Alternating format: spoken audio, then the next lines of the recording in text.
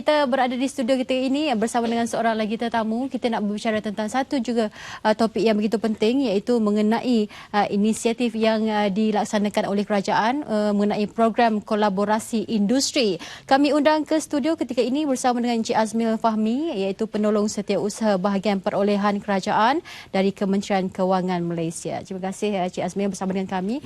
Baik, kita nak menjurus kepada apa yang dikatakan sebagai program kolaborasi industri. Mungkin boleh dijelaskan apa sebenarnya program ini? Okey, bismillahirrahmanirrahim. Terima kasih Mac kerana diberikan kesempatan ini kepada pihak Kementerian Kewangan.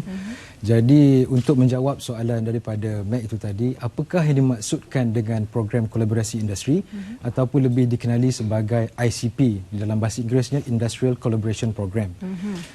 Secara amnya Industrial Collaboration Program ataupun ICP ini adalah suatu inisiatif pihak kerajaan di dalam untuk mendapatkan best value for money ke atas perolehan kerajaan yang kerajaan keluarkan perbelanjaan ke atas perolehan kita, dan daripada situ kita akan bangunkan aktiviti ekonomi sama ada secara langsung ataupun tidak langsung untuk menyokong perolehan utama yang dibuat. Okey. ICP akan dijana ataupun terhasil daripada had nilai tertentu yang telah digariskan oleh kerajaan di dalam dasar dan garis panduan program kolaborasi industri dalam perolehan kerajaan. Sebagai contoh, kita bagi contoh ya, program kolaborasi industri ini kita apabila kita nak laksanakan, sebagai contoh bagi perolehan untuk pihak TUDM, Tentera Udara Diraja Malaysia, yang dilaksanakan oleh kerajaan. So pihak syarikat yang mendapat kontrak untuk membekalkan pesawat tersebut dikendaki untuk melaksanakan ICP, di mana mereka mungkin akan diminta untuk memindahkan kepakaran teknikal supaya pihak TUDM dapat menjalankan aktiviti penyelenggaraan pesawat mereka, di mana dalam jangka masa panjang kita tidak perlu lagi bergantung kepada pihak luar di dalam proses-proses ini. Baik, kalau berdasarkan kepada penerangan tadi, mungkin ada yang tertanya-tanya, sejak bila ICP ini dilaksanakan oleh Malaysia? Okey, ICP telah mula dilaksanakan di Malaysia bermula pada tahun 1987, di mana pada ketika itu pelaksanaannya dilaksanakan secara kaedah perdagangan timbal balas ataupun lebih dikenali sebagai counter trade di Kementerian Pertahanan, untuk perolehan-perolehan di Kementerian Pertahanan. Sebagai contoh, program counter trade yang telah dilaksanakan di Kementerian Pertahanan adalah pembelian pesawat pejuang Sukhoi. Pada ketika itu antara inisiatif ICP ataupun pada ketika itu counter trade, kita berjaya melancarkan dan melaksanakan program angkasawan negara, di mana melalui ICP ataupun pada ketika itu counter trade, pihak kerajaan Rusia telah bersetuju untuk dilaksanakan program angkasawan negara pada tahun 2007. Jadi mungkin daripada apa yang kita dinyatakan tadi, barulah kita dapat faham apa itu sebenarnya ICP. Jadi sebenarnya berlaku tapi mungkin masyarakat tidak tahu, oh ini ICP sebenarnya. Jadi bentuk-bentuk ICP yang dilaksanakan mungkin ada perbezaan bagi sesuatu kementerian, ataupun ada bahagian-bahagian atau agensi tertentu yang diberikan pelaksanaan ICP ini. Okey, secara amnya ICP ini menjurus kepada perolehan yang bersifat defense ataupun strategik keselamatan dan sebagainya, dan juga yang bersifat komersial.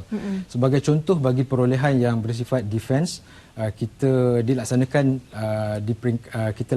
di kementerian-kementerian seperti di Kementerian Pertahanan, Kementerian Dalam Negeri untuk Polis Diraja Malaysia, dan juga di Jabatan Perdana Menteri kita ada Agensi Penguatkuasaan Maritim Malaysia. Jadi seterusnya, kalau di peringkat di sektor komersial, kita juga libatkan perolehan yang dilaksanakan di syarikat prasarana negara berhad, di MRT Corporation. Jadi ICP ini sebenarnya dia bersifat menyeluruh. So secara amnya ICP ini, kalau bahasa yang lebih mudah, kita kata suatu proses untuk mendapatkan nilai tambah kepada perolehan yang kerajaan laksanakan. So perolehan itu adalah ICP itu adalah menambah ataupun kita kata macam mana, satu Menambah baik. Satu proses yang lebih baik daripada perolehan utama yang dilaksanakan. Obligasi itu lebih baik daripada setakat perolehan utama itu sendiri. Nilai tambah. Jadi boleh dikatakan sebagai satu inovasi lah sebenarnya. Ya, benar-benar. Okey. Pengurusannya bagaimana? Dari segi pengurusan ICP di Malaysia, kita urus ICP ini, kita ada beberapa jawatankuasa yang diamanahkan untuk mengawal selia perjalanan pelaksanaan ICP. Yang pertamanya kita ada Jawatankuasa Eksekutif ICP Malaysia ataupun MIEC yang dipengerusikan oleh Ketua Setiausaha Perbendaraan. Itu adalah jawatankuasa yang peringkat tertinggi ICP Malaysia. Seterusnya kita ada di peringkat kementerian ataupun syarikat-syarikat GLC seperti di Prasarana dan juga MRT. Kita panggil jawatankuasa ICP. Kalau di kementerian kita dipengerusikan oleh Ketua Setiausaha ataupun pegawai-pengawal kementerian tersebut. Dan di peringkat seterusnya di bawah lagi kita ada ICP Working Group Committee. Jadi dia ada rangka kerja pengurusan ICP Malaysia seperti mana yang kita sediakan dalam dasar dan garis panduan Program Kolaborasi Industri Malaysia. Baik, kita berbicara tentang ICP ini bukan apa saya rasa Cik Azmi mungkin nak war-warkan sebenarnya ada satu program yang akan dilaksanakan pada 26 hingga 29 Mac ini iaitu GOCA. Mungkin boleh ulas mengenainya.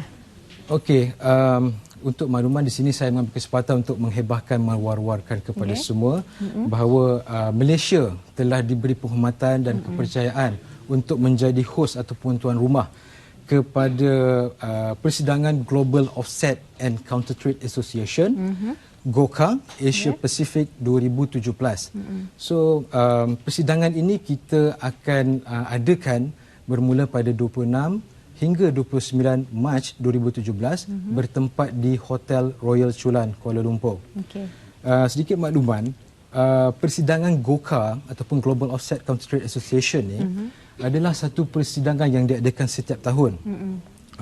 Ini kita adakan 2 kali setahun dan Malaysia kali pertama dipilih dan juga satu kebanggaan kepada kita, kita adalah negara di rantau Asia Pasifik yang pertama dipilih oleh Global Offset and Countertrade Association yang beribu pejabat di Amerika Syarikat untuk melaksanakan penganjuran persidangan ini bersama-sama dengan agensi di bawah kita, Technology Depository Agency dan juga pihak GOCA Sekretariat itu sendiri. Secara ringkas mungkin kepada mereka yang ingin mengetahui lebih lanjut lagi, adakah ini terbuka kepada orang ramai ataupun untuk kementerian tertentu saja atau bagaimana? Okey, secara amnya kita menjemput semua di luar sana. Lebih-lebih lagi kita boleh katakan kita bahagikan kepada 3 kategori lah. Yang pertamanya kita amat mengalu-alukan penyertaan daripada pihak industri, pemain industri, tempatan dan juga luar negara. Seterusnya kepada agensi-agensi kerajaan di mana lebih-lebih lagi yang terlibat secara langsung, perolehan-perolehan mereka terlibat di dalam pelaksanaan program kolaborasi industri ataupun ICP ini. Dan seterusnya kita juga mensasarkan institusi pengajian awam sama ada swasta ataupun kerajaan supaya mereka dapat memahami dan mendalami lebih lanjut berkenaan dengan program ICP ini. Baik, terima kasih Encik Azmil atas penerangan tadi mengenai GOCA yang akan berlangsung pada 26 hingga 29 Mac ini di Ibu Negara. Kepada mereka yang ingin tahu mungkin boleh layari website ataupun maklumat menerusi Facebook MOF. Baik, terima kasih Encik Azmil.